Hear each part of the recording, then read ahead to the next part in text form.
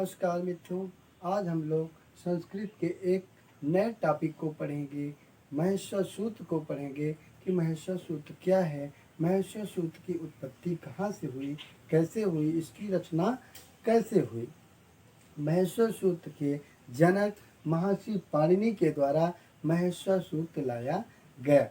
जब महर्षि पाणिनि को व्याकरण बनाने की इच्छा हुई, भगवान शिव को उन्होंने प्रसन्न करके भगवान शिव को घोर तपस्या किया और भगवान शिव को प्रसन्न करके भगवान शिव ने नृत्य के साथ डमरू वादन किया।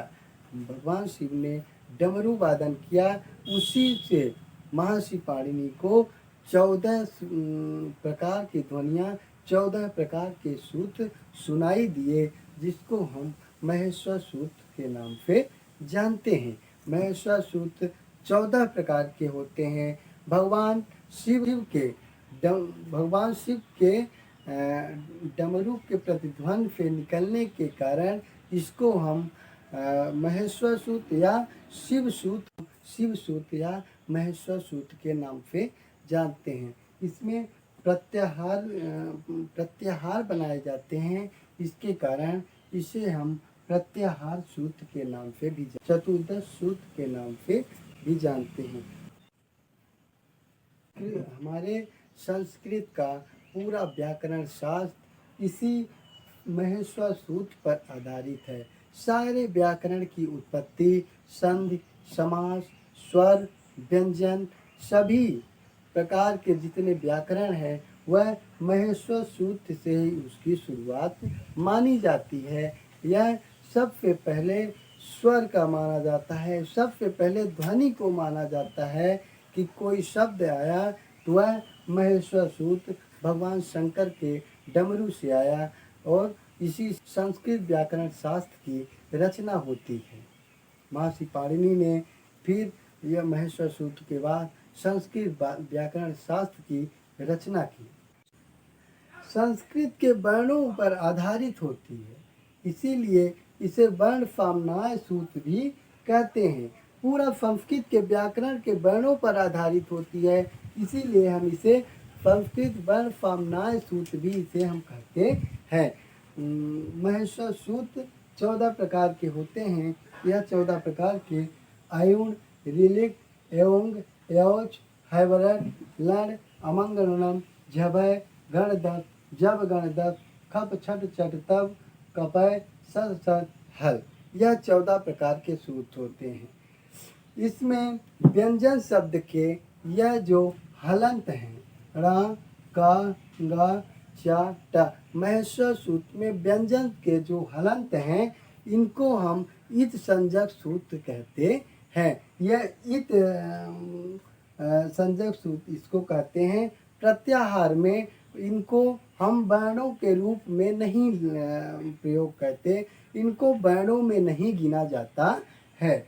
यह महेश्वर सूत्र में सबसे पहले स्वर आता है, उसके बाद अंतस्थ व्यंजन, उसके बाद वर्ण का 5वां अक्षर आता है, व्यंजन का 5वां अक्षर आता है, फिर चौथा, फिर तीसरा, फिर दूसरा, पहला और फिर ऊष्म वर्ण आता है। इस कुल 42 प्रत्याहार सूत्र होते हैं।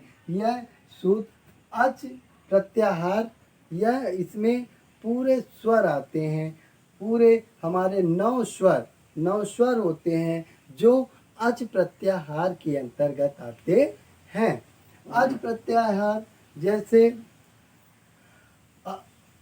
आयुण, ऋलिक, एवंग, यौच, आ और चा, अच प्रत्याहार के अंतर्गत हमारे 9 स्वर आते हैं। इसमें आ, ई, उ, री, ली, ए, औ, औ, यह 9 स्वर आते हैं। इसके बाद दूसरा महेश्वर सूत्र में हमारा अंतस्थ व्यंजन आता है हैवरट और लण। 5वां अक्षर हमारे तीसरे महेश्वर सूत्र में आता है अमंग, रणम, फिर चौथा, फिर तीसरा, फिर खप छठ चत तब दूसरा, कपय पहला, फिर यह सस सर और हल ऊष्म वर्ण आते हैं।